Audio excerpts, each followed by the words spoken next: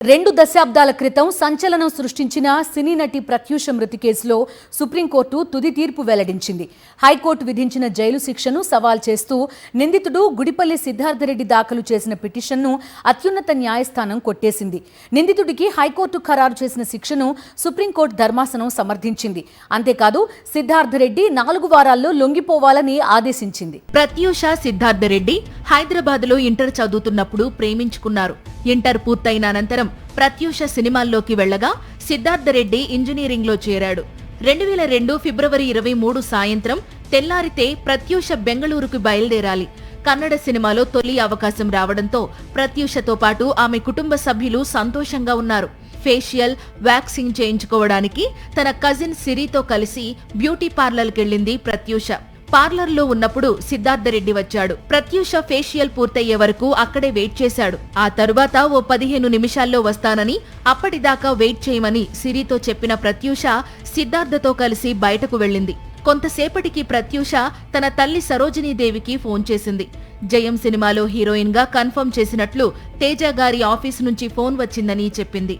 జయం ఆఫీస్కెళ్లి వస్తానని చెప్పింది. అదే ప్రత్యూష నుంచి తల్లి సరోజినీదేవికి చివరి ఫోన్ కాల్. బ్యూటీ పార్లర్ నుంచి వెళ్లిన ప్రత్యూష సిద్ధార్థరెడ్డి తేజ ఆఫీస్కు వెళ్లలేదు. బ్యూటీ పార్లర్లో ఉన్న సిరికి ప్రత్యూష తల్లి ఫోన్ చేస్తే జరిగిన విషయం చెప్పింది. ఆ తరువాత ఎవరు ఫోన్ చేసినా ప్రత్యూష ఫోన్ తీయలేదు. ఆ తరువాత ప్రత్యూష మరణం సంచలనంగా మారింది. ప్రత్యూష సిద్ధార్థరెడ్డి మధ్య విభేదాలు రావడంతో 2002 ఫిబ్రవరి 23న సాయంత్రం 7 గంటల ప్రాంతంలో వారిద్దరూ విషం తీసుకున్నారు. చికిత్స కోసం ఓ ప్రైవేట్ ఆస్పత్రిలో వారిద్దరినీ చేర్పించగా ప్రత్యూష మరుసటి రోజే చనిపోయింది. చికిత్స అనంతరం మార్చి 9న సిద్ధార్థరెడ్డి డిశ్చార్జ్ అయ్యాడు. కూల్ డ్రింక్ లో పురుగుమందు కలిపి తీసుకోవడం వల్లే ఈ ఘటన జరిగిందని పోలీసులు గుర్తించారు. మరణానికి ముందు ప్రత్యూషపై ఎలాంటి లైంగిక దాడి జరగలేదని ప్రభుత్వం నియమించిన 3 వైద్యుల టీం ఒక నివేదిక ఇచ్చింది. 3 వైద్యుల బృందం ఇచ్చిన నివేదిక ఆధారంగా సిబిఐ దర్యాప్తు జరిపింది. నిందితుడిపై ఆత్మహత్యకు పురికొల్పడం, ఆత్మహత్యకు యత్నించడం సెక్షన్ల కింద ఛార్జిషీటు దాఖలు చేసింది.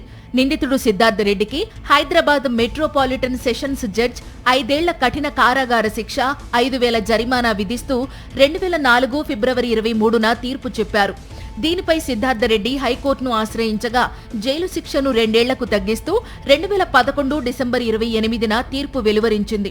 దీనిపై సిద్ధార్థరెడ్డి, ప్రత్యూష తల్లి సరోజినీదేవి 2012లో సుప్రీంకోర్టులో అప్పీళ్లు దాఖలు చేశారు. ప్రత్యూష తల్లి దాఖలు చేసిన అప్పీళ్లపై ఇటీవల విచారణ జరిపిన సర్వోన్నత న్యాయస్థానం తీర్పును రిజర్వ్ చేసింది. తాజాగా సిద్ధార్థరెడ్డి లొంగిపోవాలంటూ సుప్రీంకోర్టు సంచలన తీర్పు వెలువరించింది. సిద్ధార్థరెడ్డి పిటిషన్ను సుప్రీంకోర్టు డిస్మిస్ చేసింది.